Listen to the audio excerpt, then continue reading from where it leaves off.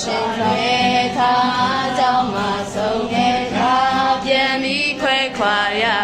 အိုးဆွေရဲ့နှုတ်ဆက်ခဲ့ပါတယ်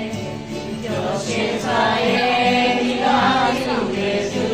ပြောနေတိုင်းပဲ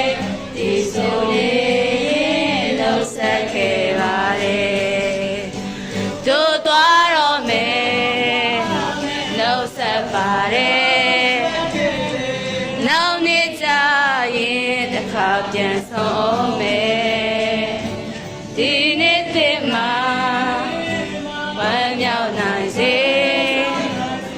ဆုတောင်းရင်နဲ့နှုတ်ဆက်ခဲ့ပါတယ်ရှင်စွာရဲ့သာသာကြောင့်မှဆုံးနေတာပြန်ပြီးခွဲခွာရအိုးဆွေနှုတ်ဆက်ခဲ့ပါတယ်ပျော်ရွှင်စွာရဲ့မိသားစုငယ်သူပြောတဲ့နေ့တိုင်းပဲဒီဆိုနေရင်နှုတ်ဆက်ခဲ့ပါတယ်တို့သွားတော့မယ်နှုတ်ဆက်ပါတယ်နောက်နေ့ကျရင်တစ်ခါပြန်ဆုံးမယ်ဒီနေ့တည်းမှာဝမ်းမြောက်နိုင်စေတခြင်းလေးအမြင်နဲ့နှုတ်ဆက်ခဲ့ပါတယ်ညတော့မယ်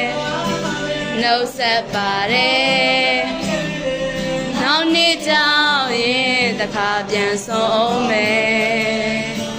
ဒီနေ့တည်းမှာဝမ်းမြောက်နိုင်စေဆုတောင်းရင်နဲ့နှုတ်ဆက်ခဲ့ပါတယ်ဆုတောင်းရင်နဲ့နှုတ်ဆက်ခဲ့ပါတယ်